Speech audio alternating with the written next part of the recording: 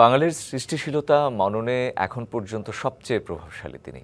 আপন কীর্তি দিয়ে বাংলা ভাষা বাঙালিকে তিনি পৌঁছে দিয়েছেন বিশ্ব দরবারে।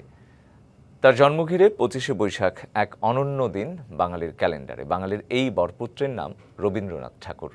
আজ তার 165তম জন্মদিন।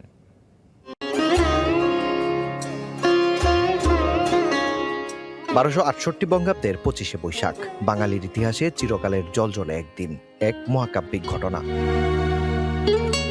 ব্রিটিশ শাসিত ভারতবর্ষের কলকাতার জোড়াসাঁকো ঠাকুর বাড়িতে দেবেন্দ্রনাথ ঠাকুর ও শারদা সুন্দরী দেবীর ঘরে জন্ম নেন রবীন্দ্রনাথ ঠাকুর।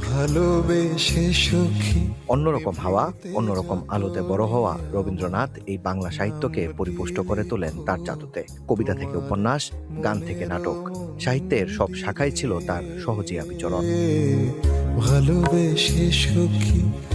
বাঙালি মনীষীদের মধ্যে অন্যতম রবীন্দ্রনাথ ঠাকুরের হাতের ছোঁয়ায় চিত্রকলা পেয়েছে নতুন আলো। 1913 সালে গীতাঞ্জলি কাব্যগ্রন্থের জন্য অর্জন করেন নোবেল পুরস্কার।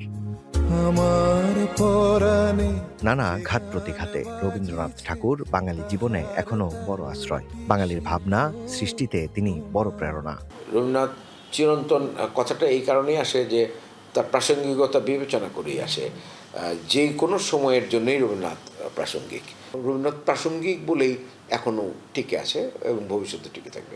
ঈদ আসবে, সাথে ক্যাশব্যাকও আসবে। নিজের বা প্রিয়জনের জন্য কেনাকাটায় এবারও নগদ পেমেন্টে পাচ্ছেন দারুণ ক্যাশব্যাক। তাই যাই কিনুন, পেমেন্ট করুন নগদে। আমরা যদি দৃষ্টিদান নির্মাণ করি, আমরা যদি সমাপ্তি নির্মাণ করি, অসংখ্য আছে। আমরা বর্তমান প্রেক্ষাপটে যদি এগুলা কাজ করি, আধুনিক নাটকের, আমরা বর্তমান যেসব আধুনিক নাটক দেখছি তার থেকে অনেক বেশি আধুনিক। রবীন্দ্রনাথের থেকে আধুনিক কেউ হতে পারে না এখন পর্যন্ত।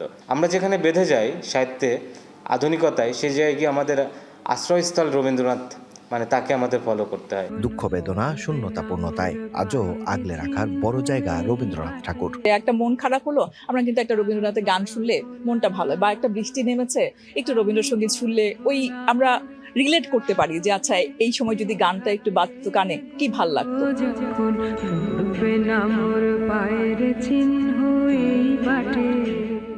1941 থেকে 2026 এতগুলো বছর পেরিয়ে আরো আলোকিত, আরো উদ্ভাসিত রবীন্দ্রনাথ ঠাকুর।